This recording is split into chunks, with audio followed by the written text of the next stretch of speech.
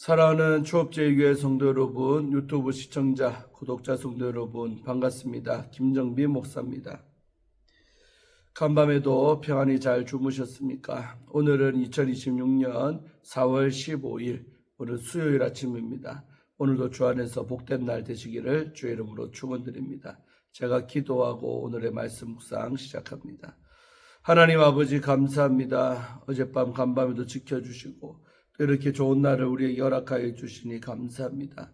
선물로 주어진 이 하루 하나님의 뜻대로 살게 하시고 나를 통하여 하나님의 영광이 드러날 수 있도록 도와주옵소서. 이전도 말씀 묵상할 때에 주의 음성 듣게 하시고 나를 향한 아버지의 뜻이 무엇인가 분별하여 깨달을 수 있도록 역사해 주시옵소서. 모든 것 주께 의탁하며 예수님 이름으로 간절히 기도하옵나이다. 아멘. 할렐루야. 좋은 아침입니다. 오늘 함께 말씀 묵상하실 우리 본문은 시편 우리 98편입니다. 1절부터 9절까지의 말씀입니다. 우리 개역 개정판으로 한 번만 다 같이 읽도록 하겠습니다. 새 노래로 여호와를 찬송하라. 그는 기이한 일을 행하사 그의 오른손과 거룩한 팔로 자기를 위하여 구원을 베푸셨음이로다. 여호와께서 그의 구원을 알게 하시며 그의 공의를 문나라의 목전에서 명백히 나타내셨도다. 그가 이스라엘의 집에 베푸신 인자와 성실을 기억하셨으므로 땅끝까지 이르는 모든 것이 우리 하나님의 구원을 보았도다. 온 땅이여 여호와께 즐거이 소리칠지어다. 소리내어 즐겁게 노래하며 찬송할지어다. 수금으로 여호와를 노래하라. 수금과 음성으로 노래할지어다.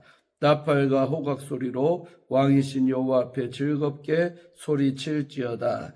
바다와 거기 충만한 것과 세계와 그 중에 거주하는 자는 다 외칠지어다. 여호와 앞에서 큰 물은 박수할지어다. 산악이 함께 즐겁게 노래할지어다.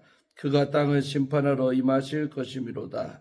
그가 의로 세계를 판단하시며 공평으로 그의 백성을 심판하시리로다. 아멘. 오늘도 본문 말씀 먼저 주의할 때 은혜 받으시기를 바랍니다. 자, 오늘 1절 한 절 말씀은 새 노래로 여호와를 찬양하라는 말이죠.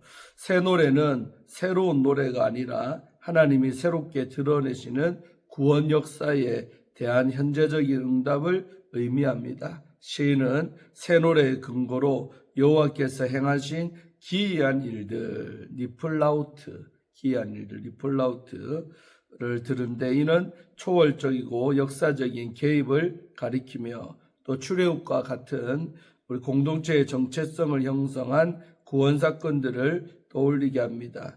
기이한 일들의 중심에는 그의 오른손과 거룩한 팔로 표현된 구원 역사가 있습니다. 이는 하나님이 자기를 위하여, 즉 당신의 이름과 언약을 위해 구원을 베푸셨다는 선언으로 이어집니다.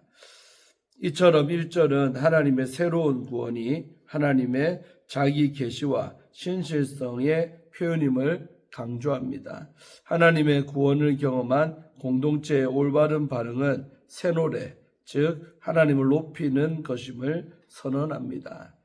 자, 다음으로 2절과 3절, 2절은 구원을 베푸신 여호와가 나오죠. 2절은 1절의 기이한 일이 구체적으로 무엇인지를 밝히고 있습니다. 곧 여호와께서 행하신 구원인데 그 구원은 하나님의 공의로 드러납니다. 무나라의 목전에서 명백히 나타내셨도다는 하나님의 구원이 은밀한 내적인 체험이 아니라 역사 속에서 공개적으로 드러난 사건임을 밝혀줍니다. 시편 98편의 문맥, 즉 3절을 고려하면 이러한 공개적인 구원은 이스라엘이 실제로 경험한 역사적인 승리와 하나님의 개입을 가리키며 그 사건이 열방에게도 인식될 만큼 분명한 현현이었음을 강조합니다. 즉 하나님의 이 구원이 언약적인 신실성과 공의의 행위로 역사 속에 드러났으며 그 구원의 경험이 1절의 새 노래의 근거임을 드러내고 있습니다. 3절 말씀은 하나님의 구원이 이스라엘 역사 속에서 시작이 되었지만 궁극적으로 땅끝까지 모든 민족이 그 구원을 목격하게 되었음을 또한 선언합니다. 하나님이 인자와 성실을 기억하셨다라는 표현은 하나님의 언약적 신실성이 역사 속에서 반복적으로 확인되었음을 의미합니다. 이는 이스라엘의 불신앙에도 하나님의 은혜가 지속되었음을 강조하는 것입니다. 자, 다음으로 4절과 5절, 6절 석절의 말씀은 왕으로 오신 여호와를 찬양하는 게 나오죠. 온 땅이여라고 부르면 온 세상 모든 사람을 향하는 보편적 찬양의 명령이며 여호와가 이 세상의 유일한 주권자이심을 선언하는 그런 고백입니다. 시인이 온 땅의 즐거운 환호와 찬양을 요청하는 것은 하나님의 구원이 이스라엘뿐만 아니라 열방을 향한 우주적 차원의 구원이기 때문에 그렇습니다. 따라서 하나님의 구원을 실제로 경험한 자들의 올바른 반응은 바로 하나님을 왕으로 인정하고 그분의 통치를 기뻐하는 찬양입니다. 이처럼 온 세상이 참여하는 기쁨에 찬 찬양이 바로 시편에서 말하는 새 노래의 확장된 형태로 하나님의 새로운 구원과 통치에 대한 응답입니다. 우리 5절, 6절 말씀은 수금, 나팔, 호각, 음성으로 노래하라. 그 명령함으로써 가용된 모든 수단을 동원해 여호와를 찬양해야 함을 강조합니다. 바로 악기와 음성을 총동원하는 것은 단순한 제의적인 장식을 위함이 아니지요. 하나님의 새로운 구원에 새 노래로 응답하는 것, 즉 새롭게 베푸시는 하나님의 구원에 합당한 전인적인 찬양을 의미합니다. 특히 왕이신 여호와 앞에 즐겁게 소리칠지어다 라는 표현은 하나님을 이스라엘만의 왕이 아니라 온 세상의 주권자로 고백하는 선언이며 1절에서 3절에서 언급된 여호와의 공의, 인자, 또 성실의 통치가 공동체 가운데 실현되고 있음을 반영을 합니다. 이처럼 우리 5절과 6절은 하나님의 왕권과 구원이 현실 속에 나타날 때 백성이 보여야 할 마땅한 반응이 기쁨과 환호의 찬양임을 보여줍니다. 다음으로 우리 7절에서 9절까지 마지막 부분은 재판장으로 오신 여호와를 찬양하는 게 나오죠. 7절은 찬양의 범위를 인간 공동체에서 자연세계 전체로 확장을 하면서 바다와 그 충만한 것, 그리고 세계와 그 안에 거하는 모든 존재가 하나님을 향해 환호할 것을 요청하고 있습니다.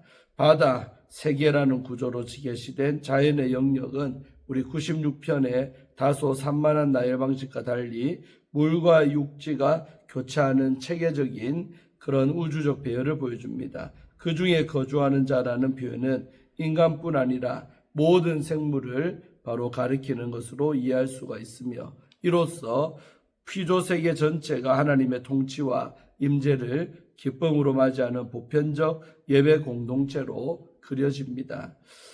이처럼 7절은 하나님의 구원과 심판이 이스라엘에만 국한된 사건이 아니라 창조세계 전체가 응답하는 우주적인 사건임을 보여줍니다. 궁극적으로 9절에 우리 언급되는 재판장으로서 하나님의 도래를 향해 점진적으로 나아가게 하는 역할을 합니다. 7절에서는 내재적인 공간 중 바다를 언급했는데 8절에서는 피조세계의 또 다른 차원, 땅에 존재하는 강과 산들을 언급을 합니다. 큰 물은 우리 네하루트라고 하는데 이 큰 물은 땅의 위치에 눈에 보이긴 하지만 접근 불가능한 깊음의 차원을 가리킵니다.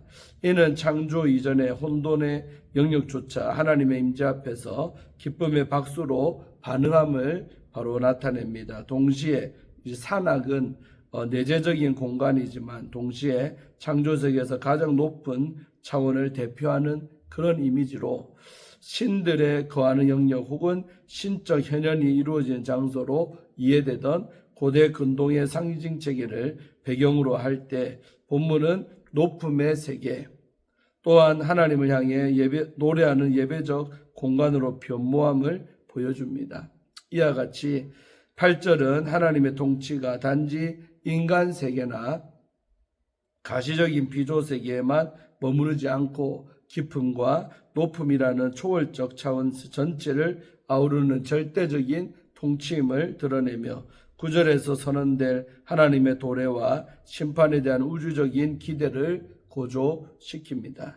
9절은 이 시편의 절정을 이루고 있습니다. 하나님의 도래가 곧 심판을 위한 것임을 드러냅니다. 그러나 여기서 심판은 단순한 처벌이 아니라 하나님의 의와 공평이 온전히 실현되는 종말론적 사건을 의미합니다. 그렇기 때문에 억압받던 모든 피조 세계가 이를 기쁨으로 맞이하는 것입니다. 하나님의 도래는 무질서함을 무너뜨리고 창조 질서를 회복하는 정의의 개입이자 모두가 기다리던 새로운 시작이 일어나는 사건으로 이해가 됩니다. 결국 오늘 9절은 하나님의 심판이 하나님의 공의가 완전히 드러나 모든 세계가 회복되는 우주적인 소망임을 보여줍니다. 아멘. 오늘 주예는 마쳤고요. 내 인생의 새 노래라는 주제를 갖고 말씀 묵상할 때 은혜 받으시기를 바랍니다.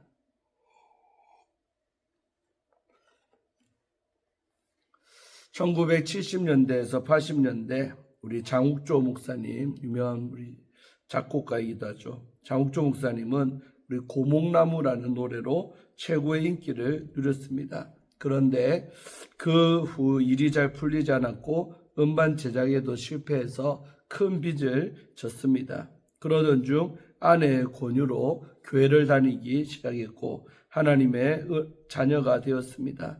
그는 하나님의 은혜에 감사하는 마음으로 우리 생명나무라는 찬양을 짓고 이렇게 고백했습니다. 대중가수로 부른 고목나무는 제 인생의 BC였고 생명나무는 AD입니다. 시편 98편은 이처럼 인생의 역전성을 경험한 자들이 부르는 새 노래입니다. 인생이라는 전쟁터에서 악의 세력을 꺾고 승리하게 하신 왕을 향한 감사의 찬양입니다. 첫째로 새 노래는 세상이 제시하는 명답을 넘어 하나님의 정답을 경험할 때 터져나옵니다. 1절, 2절 중심으로 봅니다. 철학자들은 인생의 고통에 대해 나름의 명답을 제시해 왔습니다. 쇼펜하우어라는 철학자는 인생을 고통이라고 정의를 했고 또 사르트르는 허무 속에서 의미를 찾으라고 했습니다. 하지만 그 어떤 철학자도 인간의 근본 문제인 죽음에서 벗어날 정답, 즉 구원을 주지는 못했지요. 1절에서 3절에는 모든 구절마다 구원이라는 단어가 반복이 됩니다. 하나님은 기이한 능력과 변함없는 사랑인 인자와 성실로 우리 삶에 개입을 하셨습니다. 하나님의 이 오른손과 거룩한 팔은 홍해를 가르셨던 능력을 상징합니다. 이처럼 팔을 걷어붙이고 대적과 싸우시는 하나님을 만날 때 인간의 절망은 주를 향한 새로운 소망의 노래로 바뀌게 됩니다. 둘째로 새 노래는 믿음의 공동체를 통해 세상으로 흘러갑니다. 우리 3절에서 6절 중심으로 3절은 매우 흥미로운 역동성을 보여줍니다. 하나님이 이스라엘에 베푸신 사랑과 성실을 기억하시자 땅끝까지 이르는 모든 것이 하나님의 구원을 보게 되었다는 사실입니다. 즉 구원의 증거는 교회 안에만 머물러서는 안 됩니다. 우리 공동체가 일상에서 하나님께 받은 축복과 은혜를 누리고 흘려보낼 때 세상 사람들이 그 선한 영향력에 이끌려 주님께 나아오게 됩니다. 이는 우리 공동체가 외부를 향한 환대의 공동체가 될 때 가능합니다. 공동체의 울타리 안에 안주한 채 다른 사람들을 이끌지 못한다면 하나님의 은혜를 증명할 강력한 통로를 스스로 막아 버리는 것입니다. 우리가 하나님의 조건 없는 사랑으로 사람들을 품을 때 그들의 세계관이 복음 안에서 변화되기를 시작합니다. 세상과 구별된 예수 공동체 속에 흐르는 하나님의 은혜를 곁에서 관찰하게 하는 것, 그것이 바로 우리가 가진 강력한 전도의 도구입니다. 셋째로 새 노래는 모든 창조물이 고대하는 정의로운 심판의 서막입니다. 우리 7절에서 9절 말씀 중심으로 이제 이 노래는 인간을 넘어 바다와 세계 또 강과 산들의 합창으로 이어집니다. 시편 98편은 이 소리로 가득 차 있습니다. 목소리는 크고 음악은 열정적으로 울려 퍼집니다. 이 세상을 공의롭게 심판하실 만왕의 왕이 오시기 때문이지요. 하나님이 세우실 정의로운 나라가 새벽처럼 밝아오고 있습니다. 하나님만이 우리의 모든 영광과 존귀와 찬송을 받으실 분입니다. 주변 환경이나 개인적 성향이 우리의 찬양을 막아서게 두지 마시기 바랍니다. 하나님을 예배하기 위해 모일 때 우리는 승리의 함성을 질러야 합니다. 하나님이 죄로 혼란스러워진 세상을 다시 의와 공평으로 바르게 세우실 그날을 소망하며 노래해야 합니다. 사랑하는 초업제일교회 성도 여러분, 하나님은 과거의 나를 위해 싸우신 승리자이시며 현재 내 삶을 또한 다스리시는 왕이시고 장차 온 세상을 바로잡으실 심판의 주이십니다. 이 은혜가 우리의 삶을 돕고 있기에 우리는 어떤 절망의 골짜기에서도 다시 일어나 노래할 수가 있습니다. 우리 인생의 덧없음을 한탄하는 고목나무 같은 옛 노래가 머물고 있지는 않습니까? 나를 위해 거룩한 팔을 걷어붙이신 하나님께 새 노래를 올려드리십시다. 우리 공동체가 주님 오시는 그날까지 구원의 감격을 온 세상에 노래하는 참된 복된 공동체가 정말 되시기를 주의 이름으로 축복합니다. 아멘. 우리 마지막으로 라영환 목사님이 쓰신 다시 시작할 용기, 도란노서원에서 나온 책인데 일부 읽어드리고 마칩니다. 찬양 사역자 우리 지선이라고 있죠. 지선씨. 이 지선은 15세 때 가정폭력으로 어머니가 가출하는 아픔을 겪어야 했습니다. 그 후 그녀는 2살 터울의 남동생과 큰아버지 집에 얹혀 살게 되는 신세가 되죠. 학교에서는 따돌림을 당하고 큰 집에서도 눈칫밥을 먹느라 눈물이 마를 날이 없던 어린 시절, 그녀의 유일한 소원은 큰 집에서 벗어나는 것이었답니다. 절망 가운데 있던 그녀에게 희망이 비추기를 시작했습니다. 당시 지선자매를 눈여겨보던 음악 교사의 도움으로 음대에 진학을 할 수 있게 되었습니다. 베를린에 있는 한 음악대학교에 장학금을 받고 유학을 떠나려고 하던 어느 날 자신의 삶을 되돌아보니 고통과 좌절로 가득할 것 같았던 인생 속에 감사가 있음을 깨닫게 되었습니다. 고통스럽고 원망과 후회와 죄책감으로 얼룩졌던 시간들, 그러나 그런 자신을 따뜻하게 품어주신 하나님을 느끼게 되면서 유학을 포기하고 새벽마다 기도하며 예배하는 삶을 시작을 합니다.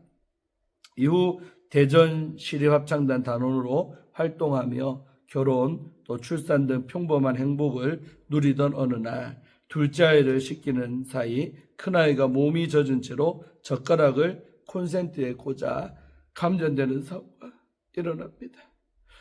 이 사고로 큰아이는 10손가락 신경과 관절이 다 끊어지는 중상을 입었습니다. 고통과 절망이 밀려오는 순간에도 그녀는 하나님을 신뢰하는 믿음과 성경 어디에도 고난이 저주라고 한 적이 없다는 말씀을 붙들며 끝까지 희망을 잃지 않았습니다. 그녀는 고난 가운데 축복을 써가시는 하나님을 기대하며 노래를 불렀고 찬양 사역자의 길을 걸어가게 됩니다. 그녀는 말합니다. 전에도 찬양했고 지금도 찬양하고 앞으로도 찬양할 것이라고 말합니다. 기도하고 오늘 말씀 묵상을 마칩니다. 하나님 아버지 감사합니다. 오늘도 이 아침에 시편 말씀을 통하여 은혜 받게 하심을 감사합니다. 우리의 삶에 늘 새로운 믿음의 역사를 써나가시는 하나님을 찬송합니다. 우리 인생에도 늘 새 노래를 부를 수 있는 은혜가 있게 하여 주옵시고 고난 속에서도 어려움 속에서도 나를 붙들어 주시고 또 감사하게 하시는 그 하나님의 은혜를 기억하며 늘 감사로 충만한 우리의 삶이 되도록 역사해 주옵소서.